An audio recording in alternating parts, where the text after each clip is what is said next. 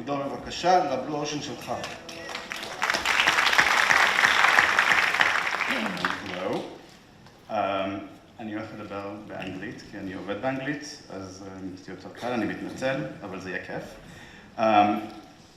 So today I'm going to talk about appetite and design, but mainly about creating the total experience.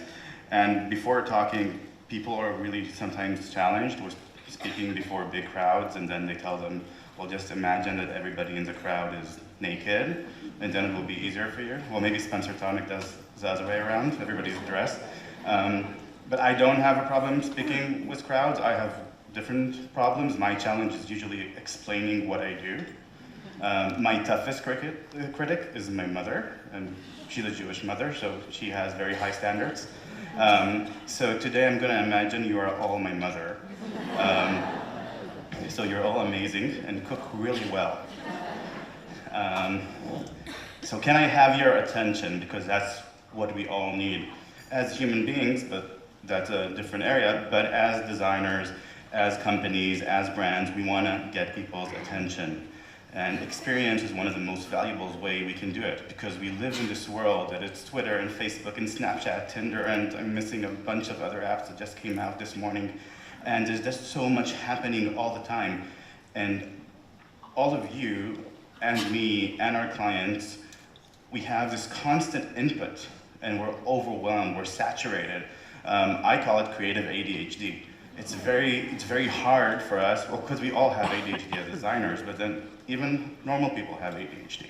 And we're getting all this input all the time, and we're just trying to grab somebody's attention and tell why this product is better, or why this space is a nicer space to be in. But people today have seen so much and are experiencing so much that their thrill level is really, really high. It's very saturated, and a lot of stuff don't have enough meaning anymore. So things are becoming kind of meaningless, and we call it meaninglessness. Oh, this is the other direction. Wait, where did it go? Yeah, and I want you to love me. Well, not me of course, and I have people who love me, but me as a product, I want you to connect with me. I want your affection. But forming this connection with a client, forming this connection with somebody who's experiencing what you do, you can only do through ways of enhancing experience. Because what happens when you want to go and buy a chair? So you see these, you want a wooden chair and you want it to be brown, and then you go to a store, let's say IKEA, and you see these 3 chairs, and there's not much difference between them in any way of connection. So how would we connect to one chair more than another? And I think also this slide would be the closest I'll ever get to becoming the doctor my mother would probably prefer I would be. We actually have an area in our brain, because most of us use our brain to make decisions, that experiences pleasure, which is one of the strongest one in decision making, one of the strongest areas. It experiences pleasure, and it helps us create connections. I'm going to explain it through wine, which is much more my alley. And there was this scientific research in Stanford University, and they gave people to taste wine. Now they gave everybody the same wine to taste a few times, but each time they told them it's in a different price. At the end, they asked them, which wine did you like the most? And everybody said that they liked the most expensive wine. And of course, I think, yeah, maybe that's what people say, of course, because they're expected to think that more expensive is better. But it's a university, so they actually monitored through MRIs, they monitored their minds, and people did enjoy more something that they thought is expensive. So they weren't lying at all, and I've done this experiment in a very non-university-like atmosphere, and people do enjoy more something that comes with another layer of value. Because it's not just knowing that it costs more. When you know when something is cost more, you think about, oh, I bet this one is craft, it's brewed, it's done like this or like that. And this is the business of experience. Now, a lot of people think that my studio is a food design studio. It's not. What we design is experiences. It just happens to be that food and eating is one of the strongest tools to create experiences. So we really focus on that. Appetite is the driving force behind our studio, which is called Studio Appetit. Because appetite is everything. Appetite is not just appetite for food. Appetite is appetite for life. You have sexual appetite. Appetiting is what we call the way of creating something appetizing. The process is called appetiting. And food is everything. Food is hierarchy, it's a memory, social status, self-expression, enjoyment, protest, health and well-being. Food today, stop moving. Yeah, okay. Food today is like religion. What I'm gonna do today is I'm gonna tell you kind of like how do we create experiences through a toolbox of some topics that we touch in our project and show you stuff that we do in different areas that altogether form experiences. The value of meaning, because we value things that are meaningful to us. Of course, something expensive has value, but there's so many other ways of value when you can touch some of these areas of value and incorporate them in a project. If it's a product or if it's a space, it gets a better connection because these are the things that mean something to you that you don't want to lose. It can be something emotional because we value emotional things like something I bought on my honeymoon or family heirloom that I got from my grandmother. Something that gives you purpose, like what I use to feed my children or protect my house. Moral identity, it's kind of like these trophies in your house, like my recycled wood table shows I'm a good person. But it's a real thing because it's kind of like an extension of your personality or something that is important for you into an object. Efficiency and necessity is something that you can't live without. Of course, my iPhone probably was a bit overpriced, but it's not about how much it cost me, it's about the fact that I can't live without it. It wakes me up in the morning and it tells me when to brush my teeth and what meetings to go to and how to get to the meeting. I can't live without my iPhone, and that's why I value it. I always imagine that somebody's gonna rob me, and I tell them, I'll write you a check, just don't take this iPhone. It's an iPhone 5. It's really old anyway, I need it. Or an expression outlet, where you tell people, this is not a plate, it's a canvas for you, because every time you plate something when you do plating on your plate, you create.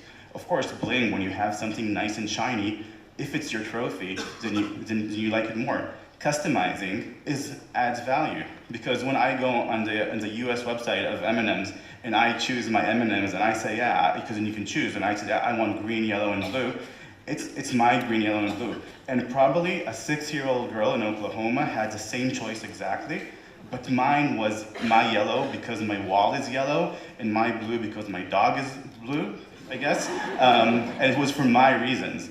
And then desirability, and I brought the best ways that you're talking about desirability in such a mass market. How can you create desirability with snacks? Kit Kat, limited edition. And I was on a diet, and I was in the store, and I said, oh my God, it wasn't this one. I saw like this matcha Kit Kat, and I love matcha because it's trend. I said, oh, but I shouldn't. I'll get it next time. No, I can't, it's limited edition, probably just like 30 million copies. And I really have to get it right now, otherwise I won't have it. Okay, pushing forward the ordinary. It's kind of like celebrating the small things in life, because you can look at an object and think this is a spoon, but it can also be exotic flavor-looking wand. Or when I take, and this is something that we just did, when I take just a simple 20-cent milk chocolate egg, and we create a world. Talk about religion, it's Easter, so we talk about religion, everybody munched a bit on this egg. Then we have triggers that create experiences, because we have in our system a lot of triggers wired, and they're evoked by sensory stimulation. Like this smell that reminds us of cookies that we made with Dad, or a soup that Grandma made, and just when you go somewhere, like I can smell my grandmother, like in a good way. Like I have a really cool story about this, kind of like how these triggers of memory, because memory actually is one of the strongest triggers that we can incorporate in our experiences, evoking memory in people. My Kinder illusion is about Kinder and not about children in German. I was almost 10 years ago in this magical village in Spain. I was with my partner, and we were like young and madly in love, and we drove there at night, and it was raining and dark, and we parked like in a back alley, and we went, and it was warm, but with raining, and we kind of like went into the back of this ice cream parlor, and we got Kinder ice cream, which was the best ice cream I've ever had in my life. And a lot of times in interviews, people ask me, what is like your favorite dish, the best thing that you ever ate? And I tell them, nothing. And oh, you know, there's one thing. There's this ice cream in a small village just in the north of Costa Brava, and you have to go there. Kinder ice cream is amazing. I happened to be in the area a couple of years ago, in a non-romantic occasion. I was just there like in the area for work, and I said, I'm gonna go to the peak of my culinary life and taste my ice cream again.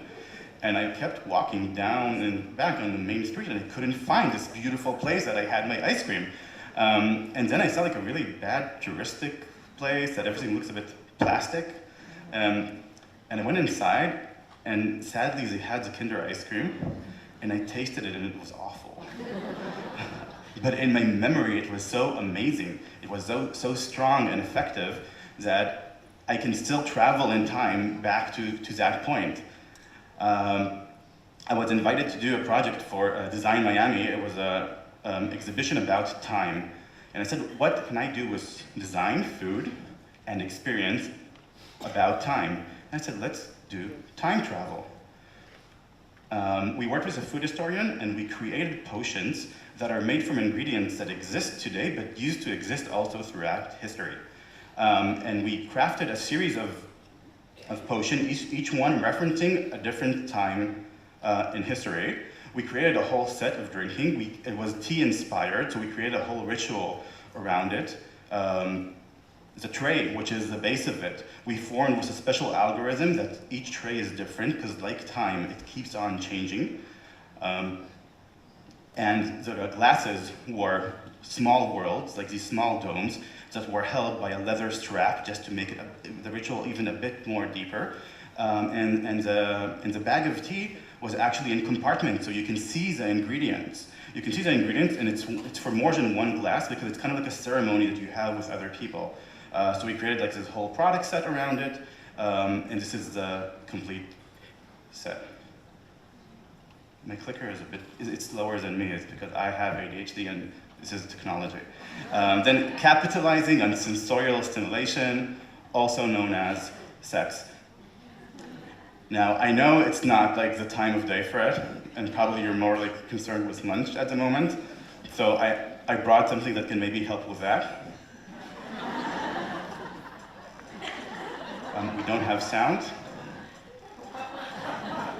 There's no sound, but there's like really like raunchy music in the background.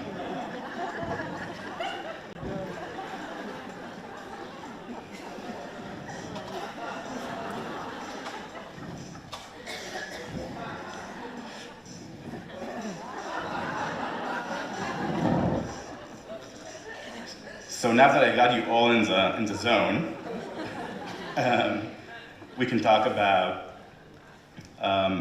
food and sex. And there's only two activities that we do as human beings that involve all our senses at one time, which is having sex and eating.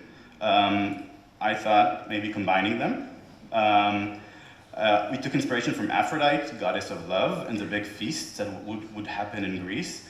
And of course, aphrodisiac foods are named after Aphrodite. It's not just chocolate and strawberries, aphrodisiac foods. A lot of foods that stimulate our system are aphrodisiac foods. And we created a dinner that follows a step of a dinner like steps of a sexual encounter. So we started with this plate and the two oyster shots. This was the flirting. So at the beginning, each person was drinking for himself. But the hands met for the first time when they touched the lemon. It kind of kept escalating into different dishes. This one was about seduction, the game of power between two people who have to feed each other from one soup bowl. This one is a grill about kind of like cooking your meat, lust of the flesh, moved into like a series of desserts from phallic to feminine in different areas of attraction. This is one of the first projects of the studio that happened in New York a few years ago. And the challenge was to create an experience for New Year's experience. You have champagne and you have kissing.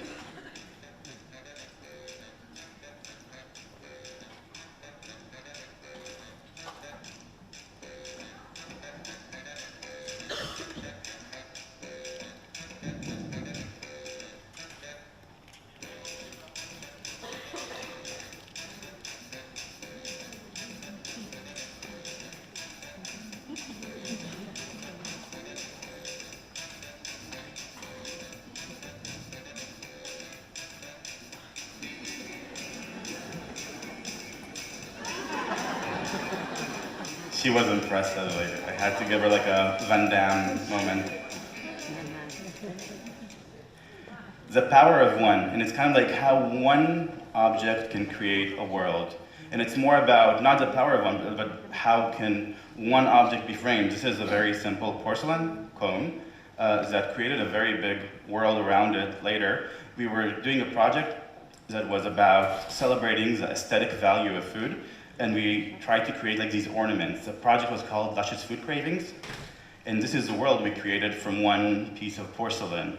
It was a world of celebrating value of food, aesthetic value of food. All the food you see here is from the supermarket. It's not molecular cuisine. It didn't take like hours of making. I didn't hunt it. I just went to a supermarket and put it in a bag. And it's kind of like also finding the beauty in the thing that you have in your life. When we take also the shoots of it, we try to make like these very nice like stylized photos, because we kind of like want to take it out of context and really celebrate a piece of radish or a berry. When we create the installations for this, we never show an object just on a pedestal or sitting on a shelf. We like to show the world that it's sitting in. So when we show these projects, which of course it became a series of products, like a saucer that works really nice with some dark chocolate, but also really nice with white chocolate. Then we made a chocolate from the same mold. We cleaned it first. Then when we show them, sorry. I need to point there. When we show them, we show the environment they live in. So this is actually a 3D still life painting where the only thing you have in color would be the cones and the food. And this is the environment that you're selling, because you want people to want a piece of this, and this is the piece, but you want to inspire them. We added recipes to it just to create something a bit more, and then creating platforms. That was the beginning, and that evolved a bit more. Things of Edible Beauty is a project that we decided to explore fashion and food. The connection between fashion and food for me was very obvious in matters of creation, but also in culinary matters, because you have trends like you have in fashion, you have them in food. So the first product we decided to do was actually to create the colors of next season, create the flavors, and we made an edible perfume. We made an edible perfume. This one was the first one we launched. We launched it at an installation where we created a jewelry boutique in the Victoria and Albert Museum in London. The first one was called the Mousse Bouche, spring summer 2015. It had lemongrass, yuzu, elderflower, lime, and anise in it. We launched it in the boutique where we also had jewelry, we had edible makeup, and the perfume for tastings.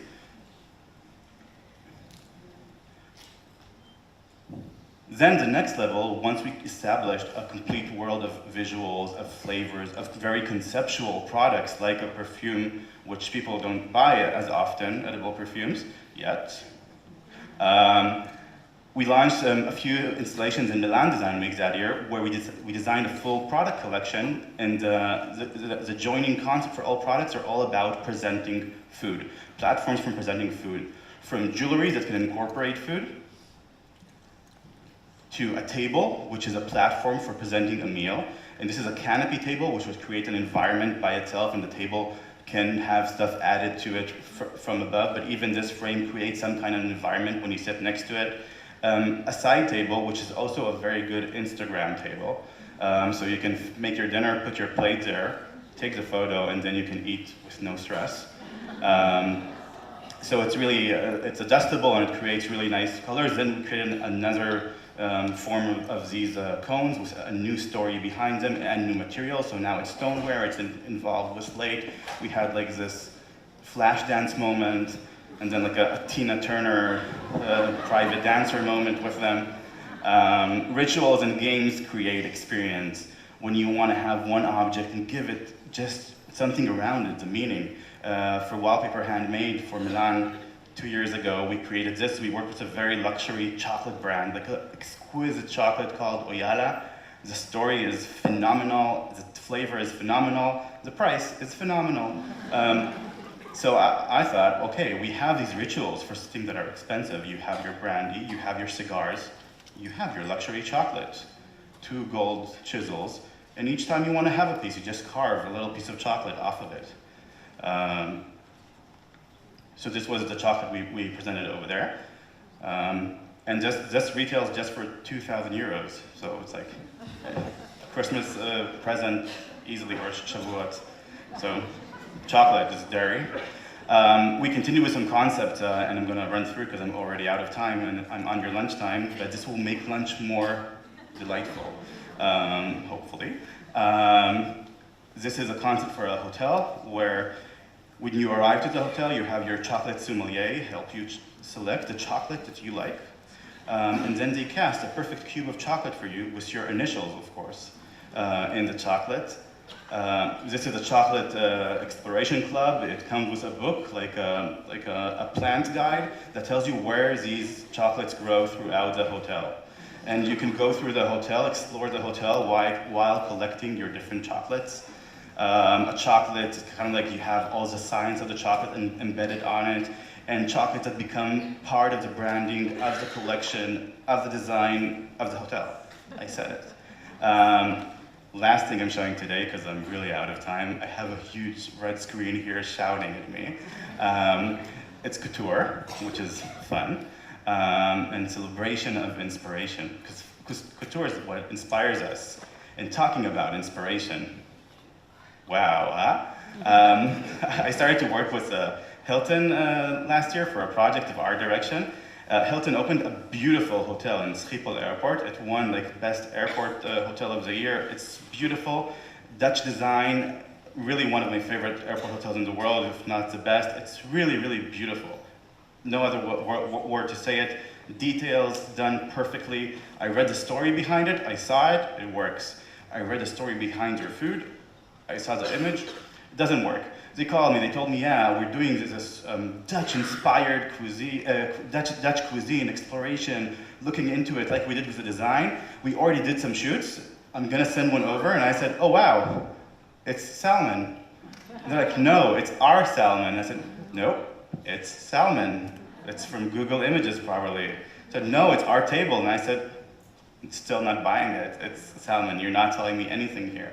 They wanted to tell a story, so we created this for them, exploration of the Dutch landscape, Dutch tradition, new ways to present the food, but also a new context. We continued that into the suites. It's very businessman-oriented, so we kind of like wanted to show the experience.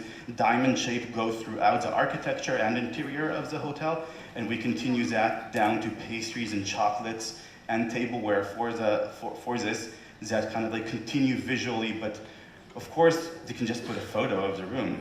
But this is something that I can relate to. This is something I want to be in.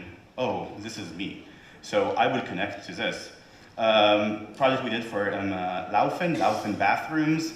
I work with food. There is a connection, and Laufen is a great company. They're very innovative, and they're actually one of my biggest clients. And I work a lot of projects with them just about the essence of the brand. This we did for Art Basel 3 years ago. It's a collaboration between Laufen and I, and was a collaboration with Konstantin Grecic. This was the main photo for a series of events and installations we created about architecture and art. The main one was in a very beautiful place that they have called the Laufen Forum, and when people came in, we asked them, would you like to taste tradition or innovation when you see the exhibition?